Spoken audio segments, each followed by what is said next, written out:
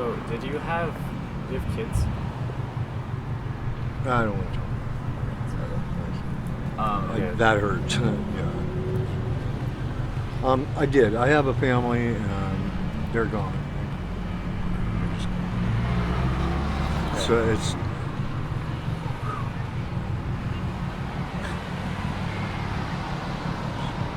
a painful situation. I don't like really talking. I mean, because it hurts. You woke up.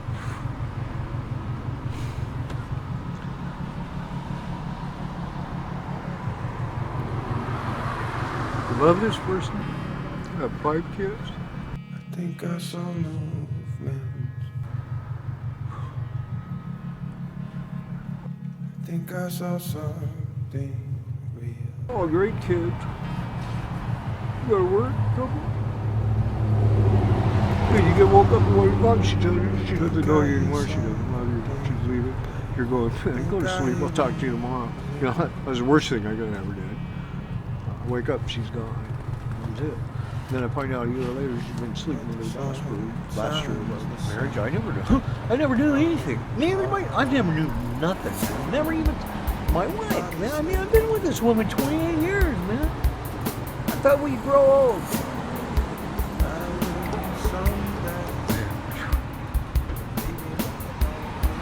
Then you come to realize the truth is, I had a lot to do. That even crushed me. So that's why I couldn't hang. I couldn't do it.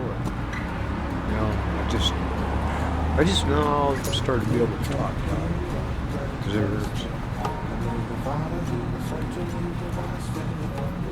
Especially when you got to admit it's your fault. It's your fault. One of the wealthiest countries in the world. A country that is full of opportunity for everybody.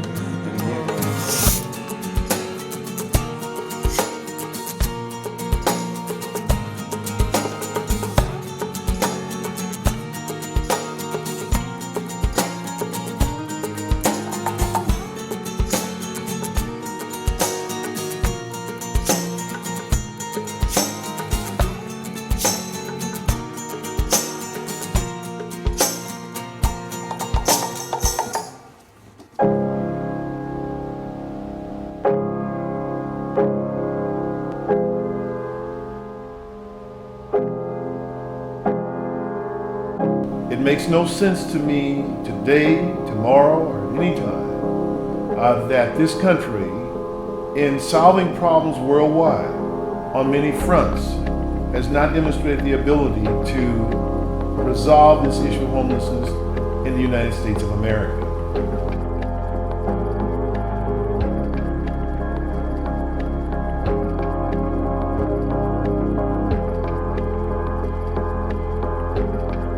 Our national policies around homelessness give me pause. It makes no sense to me that when I look at the streets of Portland routinely, that I see so many mental health issues staring me in the face, whether I walk in the front door of the Blanchet House or walk to the corner of 3rd and Gleason. There is no way to escape the fact that we have people struggling on the streets of this community and others throughout our country, hopeless, lost, wondering what the next day will be for those who are aware, and experiencing very little sympathy to help resolve this issue. I am committed to being an advocate for that, and I will defend to the nth degree those individuals who stand up and take a position on trying to resolve this issue and being committed to doing something with it. I'm a firm believer that people in general can resolve this homeless problem throughout our country, and we should do that.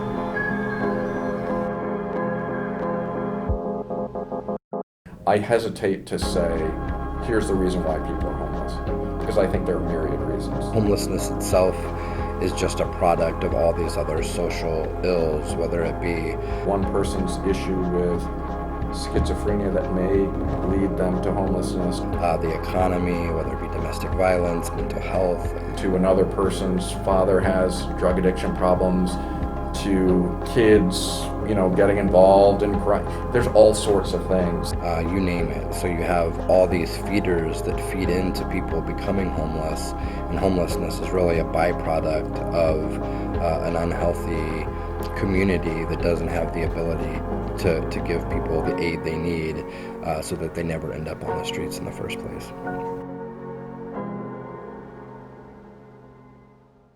Some people look at a homeless person and have this visceral response of like, oh, like this is like horrible human suffering, and other people look at it of like, oh my God, that's disgusting. I wish they would get out of my way. Either way, people want people who are homeless gone. Then it becomes, how do you invest in getting people off the streets?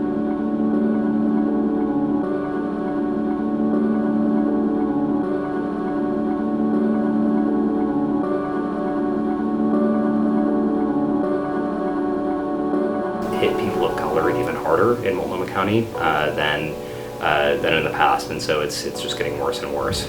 People can pontificate all day long about let's do something about homelessness, but if you don't understand it, if you don't understand what the people are going through, then you're never going to be able to address that problem.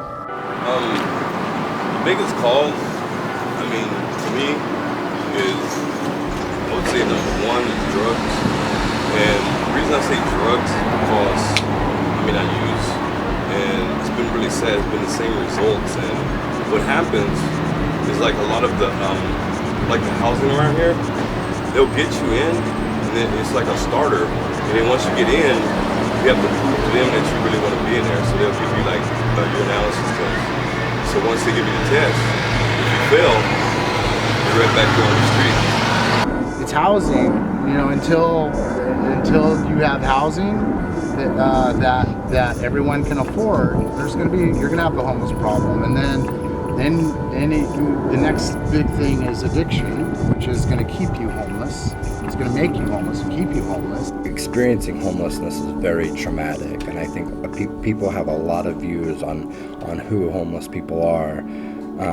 You might be on nervous breakdown 1, 2, or 3 by the time you ever hit the streets. So you're under an enormous amount of stress. You got a family, you lost your home, your parents are fighting, you're trying to just basically survive in the world day to day. And then once you hit the streets, it becomes so overwhelming for people that they almost immediately go into some kind of post-traumatic stress or shell shock over the simple fact that they've actually become homeless. And we see a lot of people become mentally ill after they become homeless, not before. You can develop from traumatizing things happening in the streets, but it's not being homeless itself, it's from the traumatizing experience, whether it be drug activity, There's rodents, whether it be you're a victim of a mugging, there's the rain, or violence. there's the whole thing. And when you're surviving doing that day to day, it's a horrific experience, and it just wears you down. But usually a lot of people already have mental illness when they're out on the streets, because for the most part, people with the head on their shoulders know how to avoid hitting the streets. We're never ever going to be away from mental illness and addiction. You'll never get away from that. The longer that you remain on these streets, the more likelihood that you become what I call permanently homeless, not just in a mental state, a social state, etc. So I think there'll always be homelessness. Let me give you an illustration. This past year, we had a young lady, probably in her 20s, someone's daughter, someone's child, someone's cousin, someone's niece, or what have you. She took all of her clothes, everything that she had. She put a big circle around her, and she sat in the middle of the circle, and she screamed at the top of her lungs for hours on end. People walked by her. People did not know what to do for her. She was there for hours. In my opinion, either the state or the hospitals in this community or someone should have been available to address this lady with care. She belonged to someone. You got a lot of people doing heroin, and not only is the heroin bad, man, it's just like it's killing a lot of the young kids around here. And they're coming out here like I said, 17, 18 years old, and they have no clue of what it feels like to be out on their own like that. So once they get on their own, it's like they don't have their parents. So without their parents, they don't have no guidance, and they get around the wrong people. It just leads them into like a little trap, man, to where they start using drugs and they think they're comfortable and they're cool. But next thing you know, like a year going by, they can't break it. They can't get off of it. And so they are dead, man. Or if you probably seen someone walking around here, man. It's just they'll walk around with a needle in their arm, bro. Just sit there like they own the street. There's dogs out here that mean more than people. I cannot believe that. But that's society. We call it houseless. Because a person that's homeless is like basically he doesn't own a house.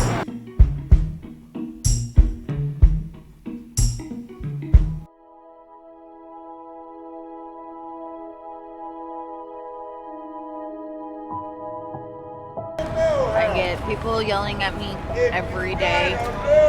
Get your kid inside. That's obviously what I'm trying to do. I just want him happy, healthy, and housed. Really.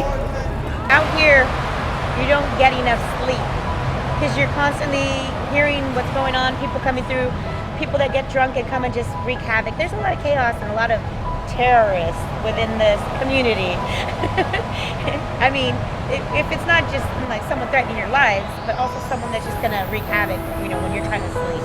And it's the constant getting woken up and down that you don't have the rest that you need to have a job. Or like in my circumstance, he sticks with me because I have seizures, and I've been harmed when he just went to get me dinner. I was hit with things, with weapons by men.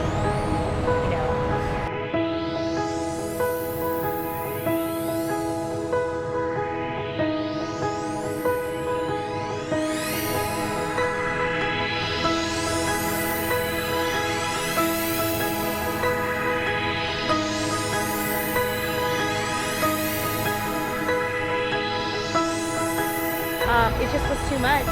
So I started staying in these shelters. The first day I got to the shelter, mind you, it was Thanksgiving Day. I had just paid $4,000 on my friend's bills. Her son attacked me, threw a picture at me, and broke my nose. Threw all my stuff out in the rain. We packed the car up. She drove me to TPI warming shelter. When I got there to Bud Park, I was attacked right when I got to the park. And I was taken to emergency room. My friend drove off with all my belongings. I never got them back. I stayed with the dress I was wearing, little sandals, and a jacket. I didn't have my purse, I didn't have anything.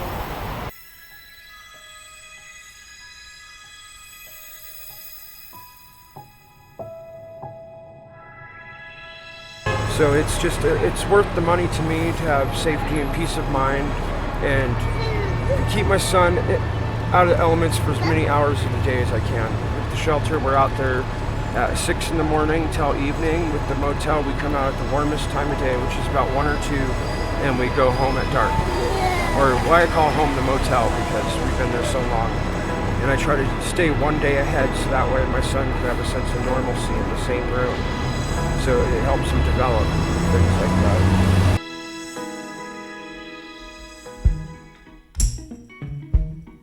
If you're talking to the crazy uncle over Thanksgiving who's like, well, homeless people are all lazy, screw them, they can't, blah, blah, blah, blah, blah. If you frame something as in like, oh, these poor homeless people should have homes, all people hear is that lazy people should be given government subsidy for not doing anything. But if you frame something in a way that's like, all people deserve an opportunity at a job and education and a better life. Everybody, it doesn't matter who they are. Of course they do. Well, people can do better. So I think a lot of it is like the left has done a horrible job at messaging You have all these, again, bleeding heart liberals that are like, let's save the homeless people, let's help poor people, without thinking about the linguistics, messaging, how we're going about that. I mean, Street Roots is a prime example. All those fellows over there, like, they don't have a pot to piss in, but they're up working every single day. Now they're out there every single day selling the newspaper, trying to make a better life for themselves. Being homeless for like 24 hours or like multiple, it's hard work. It's like crazy to carry your pack around, to like find a place to be safe. And yet when you get on the streets, you still need to keep in mind that no matter where you're going, you need to wait in line. You need to keep track of all of the places that you're going to be eating. You need to, be waiting in line at service agencies to try and get into shelter for the night, knowing that you probably won't even get in. But most working people wouldn't be able to survive a day out there. There are homeless people that do use money for their addictions. It's a shame. But once the gift is given, that's just it, it's a gift. And panhandling, and like what I do, I apply something. I don't ask anybody. And half the time I don't even look at people in the eye. I mean, it's a gift, they give it to me. But the perception is that, if I give money to this person, maybe they'll go and get alcohol with it, maybe they'll go get drugs with it, etc. But I myself use that because I like to eat, for one. I like to have clean clothes. I like to be able to take care of myself.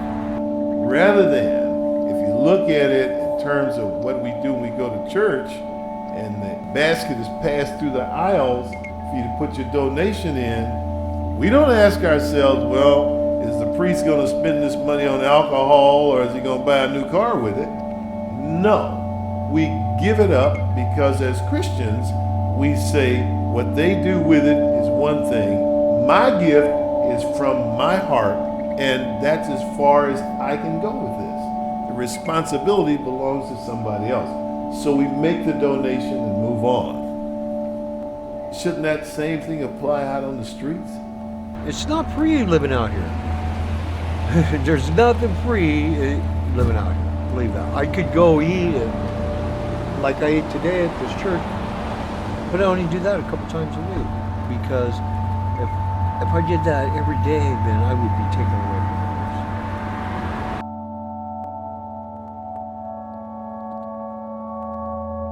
others. Well, you know what? There's a whole lot of people in southeast, northeast, northwest, southwest that really need a shower. I mean, it seems like they have at least one central place in southeast, northwest. The people could go take a shower every day if they want. Well, I mean, what's it going to cost? Really? What's it cost to keep a human healthy? I think it's bare minimum compared to sitting into the emergency room. Because ultimately, no matter how crazy people are, housing is housing. So it costs more for us to serve somebody out here than it does to actually subsidize them. You know, emergency room, 23 to $4 grand, just for an emergency call. I think that beats. I think taking a shower beats that. So whether you're a bootstrap conservative or a bleeding heart liberal, we know that actually putting somebody in a home costs less from a tax perspective than it does to deal with them through the hospital system, through criminal justice system. We have a nonprofit industry that goes through a lot of resources. And a lot of the infection I got is because it's sanitary.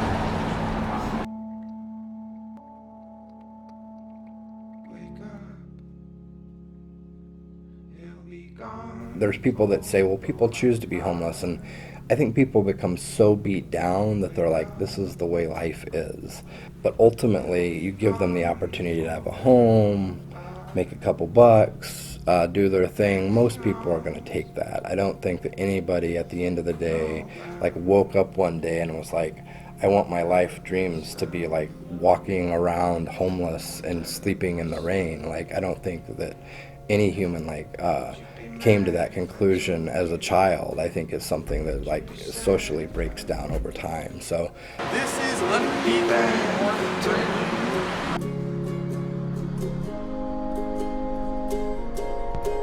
you be mad if I told you? When we came out here back in the summer after I got back from California, someone sat right beside me, not even a foot away, and started shooting up with the needle in their arm, and I freaked, scared. I'm like, whoa!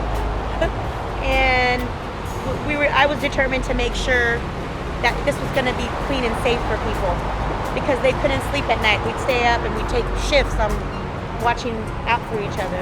We're like sitting ducks, open to everything.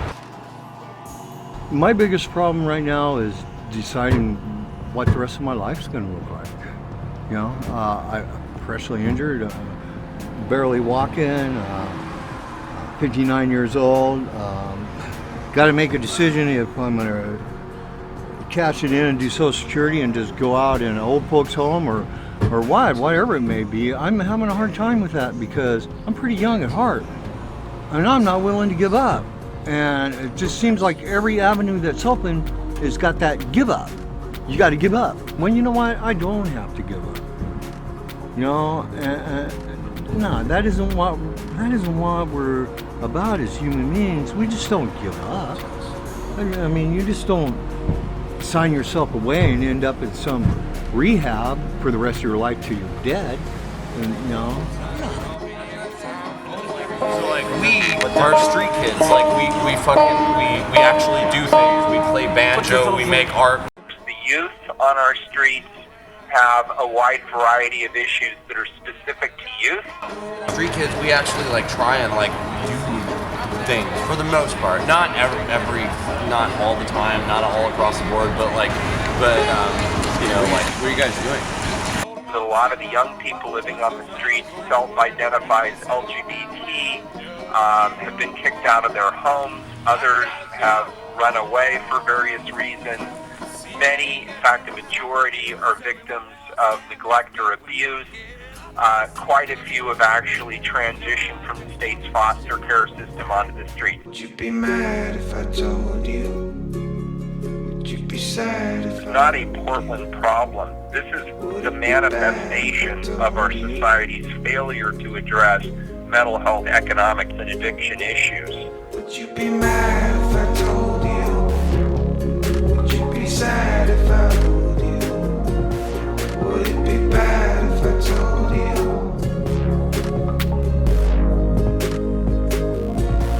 Would you be mad if I told you?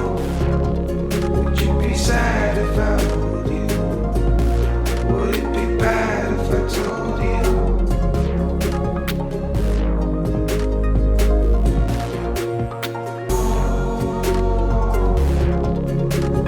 You know what? And it isn't. I'm not pointing fingers at society and the community as being a fault. There is nobody at fault. We're human beings and we're living in a society that is capitalism. That's what America is. That's what it's about. And that's what it's going to continue to about. And I'm all right with that. But where do you stop that and draw the line when it comes to human care? This is the richest country in the world, so nobody be living on the streets, and nobody be panhandling or begging, unless they want to. I think if we were all a little bit more modest, I think we might solve some of these problems with how we approach things. I mean, I heard you guys are aware of what's going on in Flint, Michigan with all the water and stuff like that, right? You know, the governor on down, everybody systematically knew that, you know, majority black city kids are like, you know, their blood levels are like through the roof, and they're not doing shit about it. They're doing nothing, right? I mean, they're sitting there and they basically said, well, we're saving money by going to this water source in the Flint River as opposed to this one. We'll save money. I keep seeing the governor interviewed saying, well, of course we have a problem. Well, why didn't you do anything? Would you give your kids the water, right? But you look at that stuff that happens, and I heard on the radio, Mark Wahlberg and what's-his-futs, P. Diddy or whatever his name is, they donated 1 million bottles of water from a water company. Okay. Well, what the fucking dudes? I mean, that's great, they gave some water, but really, what do we need? And I think we need to do a little bit more in this country looking at what do we need. And capitalism creates an environment in which you can build a foundation for housing and support, but if you don't have a cap at the top, then you don't allow for people to be successful, and that's what we're seeing with the rental increases. So we're pouring money into getting people into housing, but at the same time the rents are going up so high. Anywhere between $200 and $500 a month, and people just aren't able to afford that. And then trying to find a place in the amount of time that you have before you have to get out is really hard to do. By the time you're investing in getting all of us into housing, 4 more people are ending up on the street. What do we need to do? We need to help people who are in crisis. That's what we need to do. If we don't, I got news for you. They're going to cost us more, because if they get to the point, your dad's unemployed and he's trying and he's knocking on doors and going like, hey, look, I'll work for $5 an hour. And people are going like, he was laid off, there's something wrong with him. And he turns to a life of crime. He's going to end up in jail, and he's going to cost, thousands of dollars a month to everybody else. So what do we really want to wait? Not my problem. Somebody give him a chance. You have to think about housing as a basic infrastructure. Again, the same way you think about fire, police, emergency response. You can't not invest in housing, but invest in a criminal justice system and have an equal outcome. It's just impossible.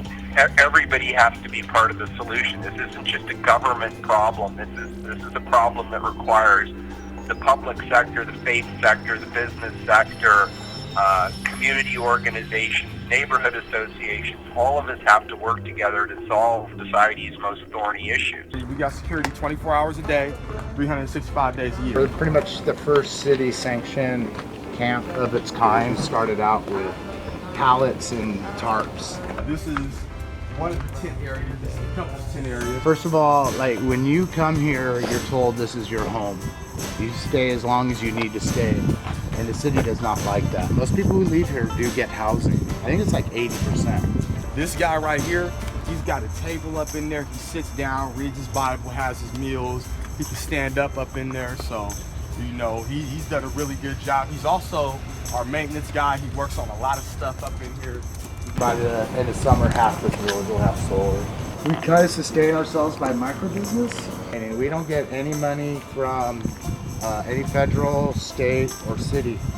We are on city land. That's the only thing that we are. We've always had scrap, and we make a little bit of money on that. These carts, when we do our under the bridge walks, we fill them up with food and socks and clothing and stuff. We go out to under the bridges, and we pass out, clothing and socks to people who may not come down on this side of the river too much. About 54 residents right now. So 54 people share this water right here. It's really good water, actually. It's from the mountain. So we get a lot of donations. We get a lot of vegetables and stuff donated. Apparently, we have a Twinkie maker. I don't know, but apparently, I guess, the house community need to make some Twinkies every now and again. We get hungry, so, make some Twinkies, not a bad idea. We do have a garden. We do grow some, but we don't grow all our food. This right here is Ibrahim's tent. If it's way too cold outside, we'll open up the couches, and this place will be jam-packed with people that we get off the street. So kitchen and dish area. Dish area is my favorite part. You see, we got everything we need right here. Where we keep all of our donations as far as clothing, shoes, hats, more hygienical items. So keep them in here. Somebody come up to the gate. They say, I'm cold. I need a jacket. I need some sweats. We come up in here. See what we got for them, see if we can hook them up real good. We're doing something different, We're not the regular shelter system. Like what I have to say is we're a new way of doing something, because none of us want to be part of the broken system, which a city does. They do the broken system very well, and they keep on, since they do it very well, it's going to go on forever. When it comes down to it, as a rest area and as a tent city, we got everything you need. We live outside, but you know what? We live outside pretty good, Once they recognize that what we're doing, we're no taxpayer money at all.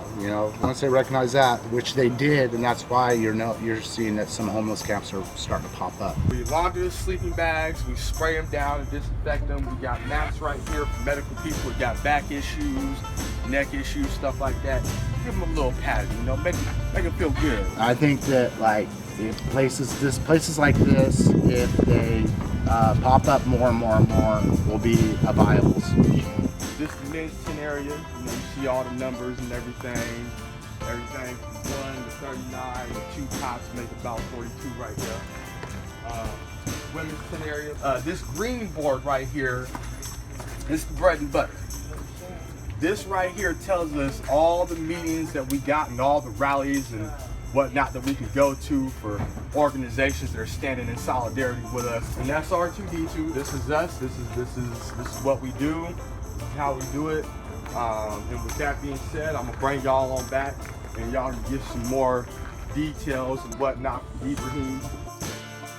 Here at Right to Dream 2, we have like sensitivity classes, like if somebody come from a misogynistic background and they're sexist, we send them to classes. We have de-escalation classes. We have know your rights classes. And we try to teach people how to get along and fight for the struggle.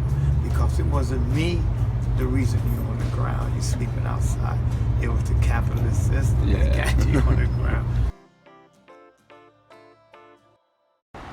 Community colleges need to reach out to more of the homeless. It's their responsibility to provide education to the community. Okay, the homeless is the community. Wake up, people. We're human. We're you. You could be one check away from me. You need to believe that. That would be great if they could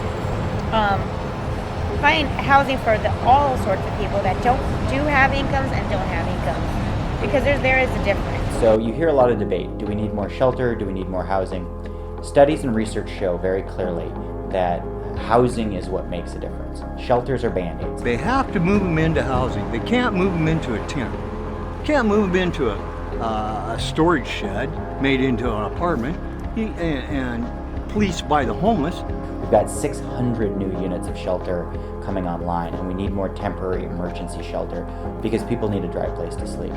But where we really have to focus our efforts is on housing, getting people a stable, safe place to live that they can rent and call their own. They need guidance. They need leadership. They need somebody that's willing to lead them and teach them to go beyond them. That's a leader. And that's when people are able to get back on their feet and get a job and have a stable address. That's when folks are able to get the treatment and services they need for addiction or mental health issues. That's what really stabilizes families. You know, now we could just positional manage this thing and just throw everybody in Tent City, put a Band-Aid on the scab, or are we gonna peel the scab and let it heal? We estimate that we're short 30,000 affordable units. So in order to be able to scale up, to be able to build those kind of units, we need a healthy injection of cash. We estimate that we need $50 million annually to tackle the housing crisis in Portland. Then you need regulations. You got to have something like rent control. You have to have a cap on the private market, because you can throw all the money at it, but if you don't create some kind of regulations, then it's just a runaway train. And then we also think that there should be what's called inclusionary zoning. Inclusionary zoning. So that's a fancy word that says we can require that affordable housing be built in certain areas and as part of development projects. And if a developer chooses not to build them, then they pay into a housing trust fund that then could go towards affordable housing. You don't want affordable housing just built out on the edges of the city so that people are disconnected and away from where the jobs are. You want to integrate it into the communities. These people aren't others, they're part of us, they're part of our community. So we're going to have that kind of law in place if the legislature allows us to do it. And then lastly, we need policies that are geared towards things like eviction prevention and being able to keep people in their homes. The way to end homelessness is to give somebody a house key. And what we don't have right now are house keys, and what we don't have are affordable housing units. The cheapest, easiest, fastest way to build a unit of affordable housing is to have somebody who's in affordable housing be able to afford market rate housing and move out so that space is available for somebody else. So we're now starting to move workforce training into housing so that it's all integrated together.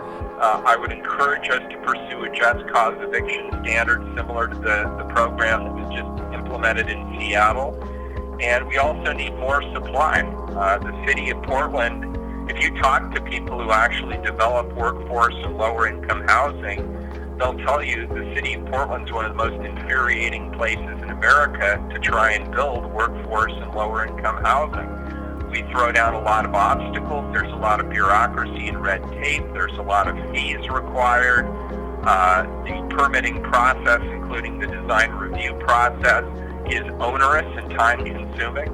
And I believe there are things we can do to actually increase the supply of workforce and affordable housing. And if we could combine that with tenant rights, particularly the just cause eviction process, I think those two things would go a long way towards improving the situation we currently have. The thoughtful process of dealing with the issue of homelessness is it's a living, breathing thing, and it's ongoing, and we have to keep dealing with it. If we work ourselves out of a job and we solve homelessness, great. I'd go volunteer at a high school or something like that. You know what I mean? It's we want to get there. Will we get there? I don't know. I hope that we, in a state that has one of the most complex and convoluted, property tax structures where property tax is used to fund services and schools, I hope we start looking at how can that kind of reform help us make life better for everybody rather than for a particular few. We live in an era where we were born into stepping over the homeless person on our way to school. We knew that when you went downtown you were going to run the gauntlet and be hit by panhandlers or whatever it might be. So it became a normal fabric psychologically in just society that this is just a normal part of the way a community is. And I think that is very alarming because then it just becomes this thing of there's homeless people in a city, and of course people are like that. So you begin to develop what we call compassion fatigue. So it doesn't become a problem that's this overwhelming thing that we have to solve. It's this problem we have to manage and just deal with. The first thing I would ask people for is to maintain their sense of compassion. As I go around the community, I'm finding that people who I know to be compassionate individuals, as the humanitarian crisis expands and becomes a livability and a public health and a public safety and an economic issue for the community at large, people's compassion is being sorely tested. And we have to understand that a good many of the people living on our streets, the vast majority, really are vulnerable people, and they really do need our help and our compassion to be able to get off and stay off the streets. And we need the public's long-term and consistently applied support for solutions that we know move people out of homelessness. We can't end racism, we can't end poverty and all of these things, but what we can do is work at an individual level and try to create as much change as we can. Again, that does sound really cliche, but ultimately, I think that there are times where you look back on history and we have been able to solve these deep social problems around poverty.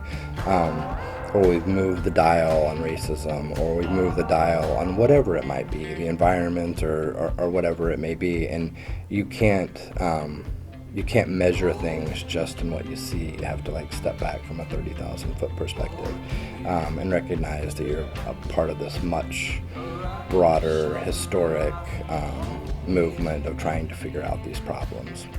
It's your guys' turn.